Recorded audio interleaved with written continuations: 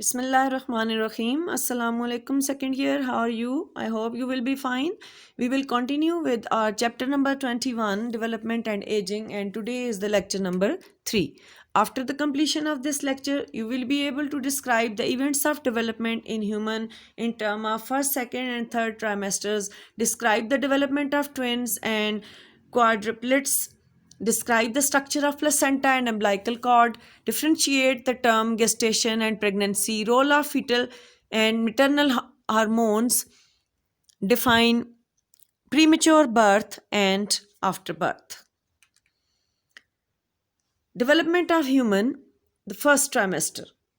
Since the gestation period starts from last menstrual period, therefore fertilization, blastocyst formation and implantation of blastocysts are included in first trimester. You have seen all these events in previous the videos of previous lecture. In addition, trimester also comprises development of placenta, extraembryonic layers, major events of organogenesis. You are familiar with these terms, organogenesis and blastocyst formation and gastrula and neurula, etc. Now the fertilization, blastocyst formation and implantation. After fertilization, the zygote undergoes cleavage that leads to the formation of blastocyst. By the end of the second week, implantation of the blastocyst in the endometrium begins. As you know very well that endometrium is the wall of uterus. The endometrium responds to implantation by growing over the blastocyst. During the first 2 to 4 weeks of development, the embryo obtains nutrients directly from the endometrium, and this is inside the uterus, which is inside the mother's body. Meanwhile, the trophoblast grows out and mingles with the endometrium, eventually helping to form placenta. Extraembryonic membranes.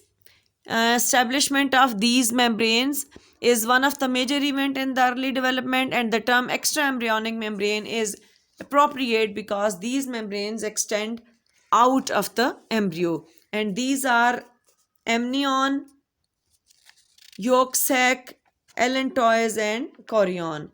The amnion provides fluid environment for the developing embryo and fetus.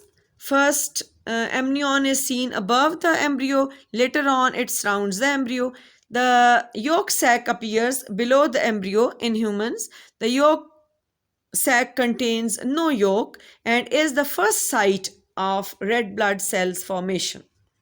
Part of this membrane becomes incorporated into the umbilical cord.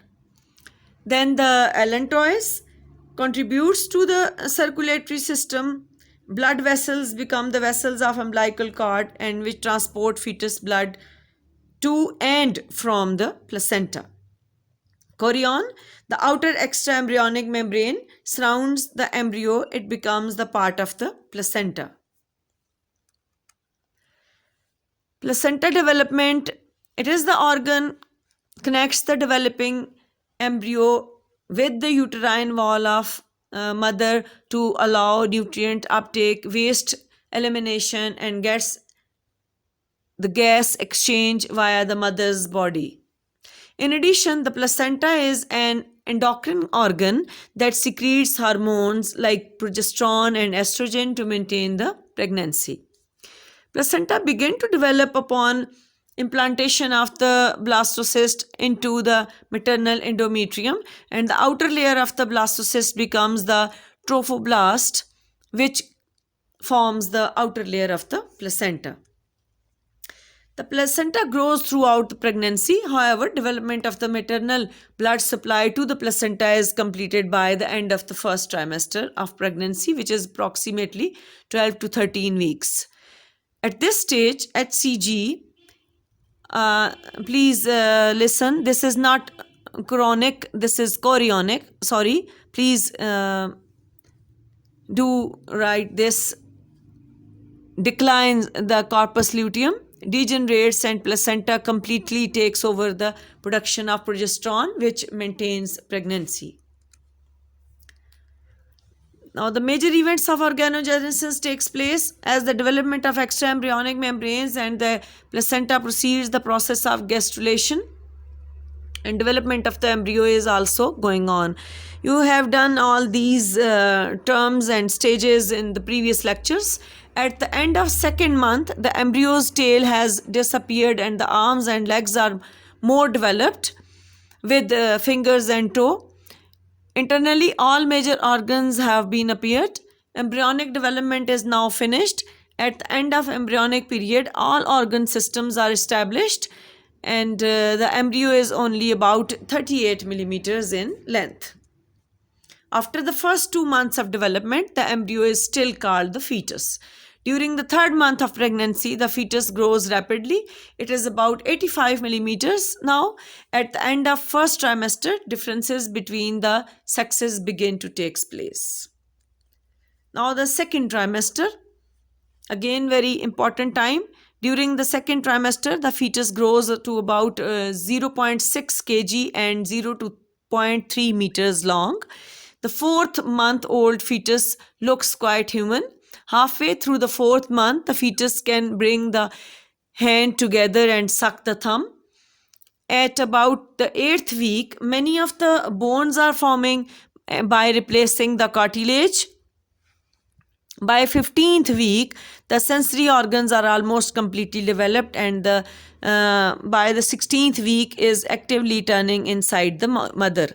By the end of the 5th month, the heartbeat of the fetus can be heard through a stethoscope. At the end of the 6th month, the head is no longer quite as large compared with the rest of the body, and the eyelids have separated and the eyelashes have formed. During the second trimester, the fetus grows to about 30 centimeters, is very active. The mother may feel movement during the early part of the second trimester. Third trimester. In third trimester, it is predominantly the period of growth rather than the development. Weight of the fetus doubles several times. Mother's blood stream fuel all this growth by the nutrient it provides. At the end of the development, fetus usually rotates and it is pointed towards the cervix. At the end of 9 months, the fetus is about 530 millimeters long. Now, what is placenta? It is the organ that provides nutrients and oxygen to the embryo and helps dispose of its metabolic waste formed of the embryo's chorion and mother's endometrial blood vessels. Structure of placenta. The structure of placenta consists of tissue from fetal and maternal parts. The fetal part consists of the chorionic villi, and these increase surface area for absorption, and the maternal part consists of projections from endometrium. The placenta is a relatively large structure weighing on average about 600 grams when fully formed and measuring 15 to 20 centimeters in diameter and 3 centimeters thick at the center. The fetal blood is in the capillaries of the chorionic comes in close contact with the mother's blood in the tissue between the villi. However, they are always separated by a membrane through which substances may diffuse or be actively transported. Maternal and fetal blood does not normally mix in the placenta or any other place. Here we have a very good view of the section of placenta showing the fetal and maternal portions. Here you can see the fetus. This is placenta, the point of attachment, and this is the umbilical cord. Placental membrane is here, villi are present. This is the fetus portion and this is the mother's blood vessels. Okay? And there is the connection in between the mother and the fetus. Now this portion is known as placenta. Here is the placenta and this long string is umbilical cord. Umbilical cord. As the human embryo grows, the umbilical cord develops and connects the embryo to the placenta. Umbilical cord is physiologically and genetically part of the fetus, normally contains two arteries and one vein. The umbilical vein supplies the fetus with oxygenated, nutrient-rich blood from placenta. And the fetal heart pumps the deoxygenated, nutrient depleted blood through the umbilical arteries back to the placenta. Twins and quadruplets. A pregnancy of two or more fetuses is called a multiple pregnancy. And multiple fetuses can be the same and we call them identical, or different, we call them fraternal. Here we have a very beautiful view of identical twins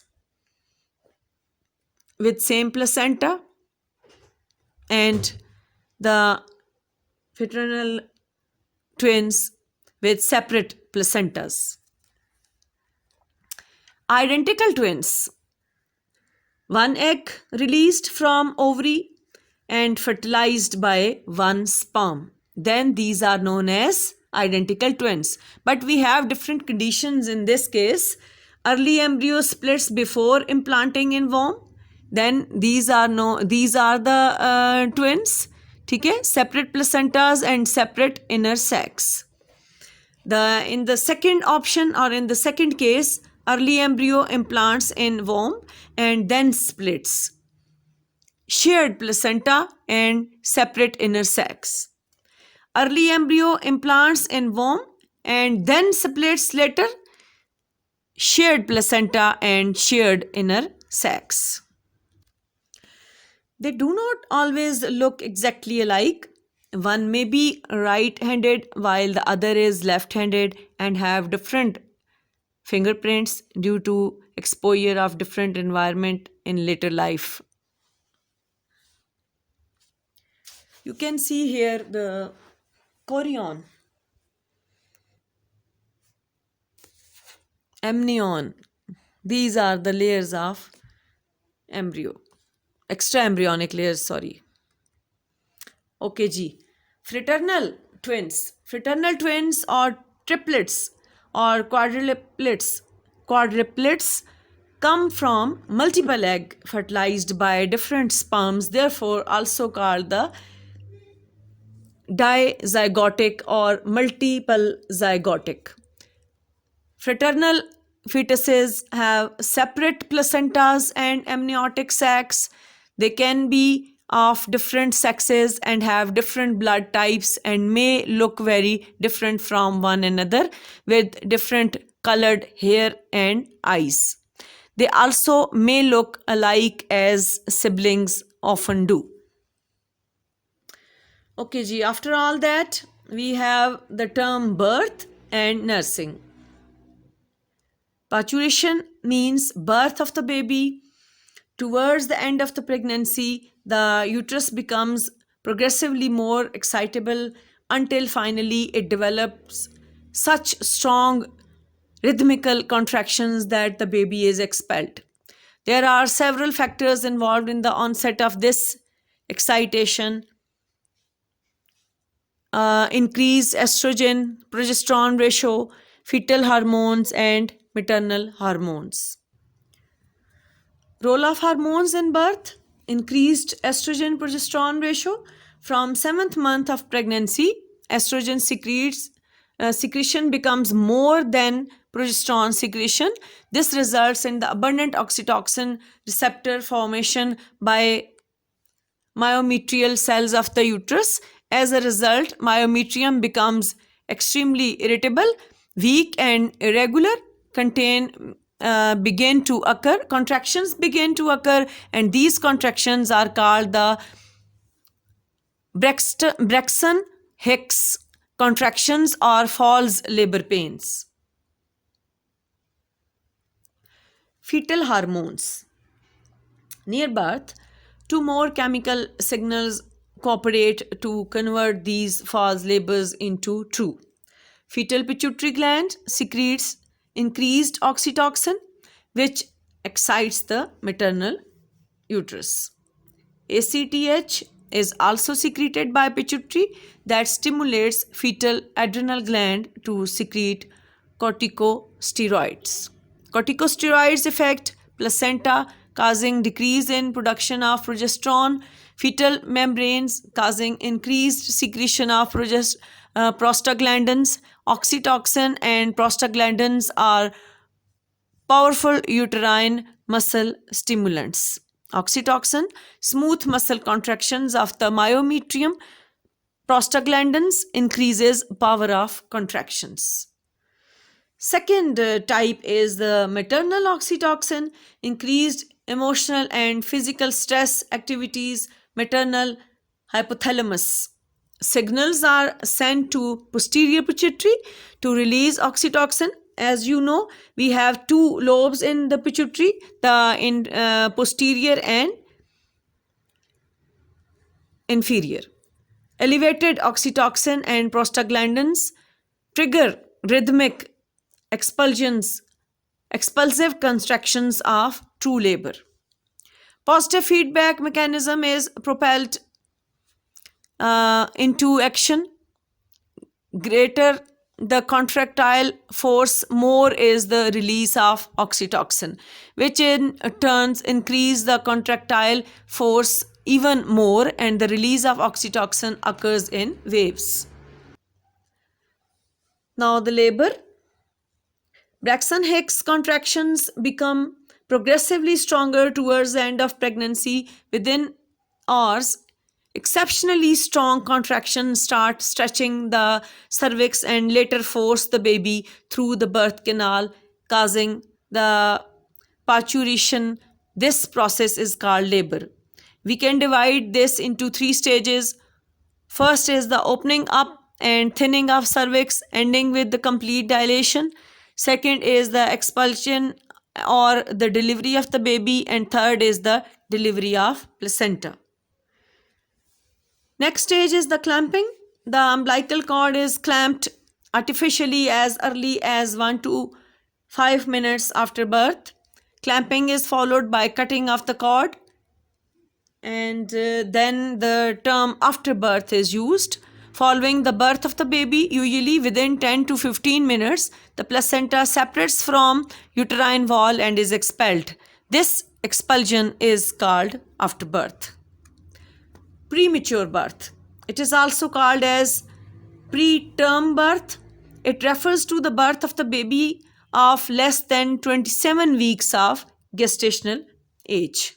Depending on how premature a child is when they are born, problems experienced by the baby may include the breathing problems due to immature lungs, difficulty in maintaining body temperature, feeding problems due to difficulty in sucking or coordinating breathing and swallowing, and jaundice and increased risk of infection. Premature babies at higher risk, visual impairment and or blindness, and hearing problems also. Okay ji, here we have the end of the lecture, and inshallah we will continue with this chapter in another lecture, and till then, Allah Hafiz.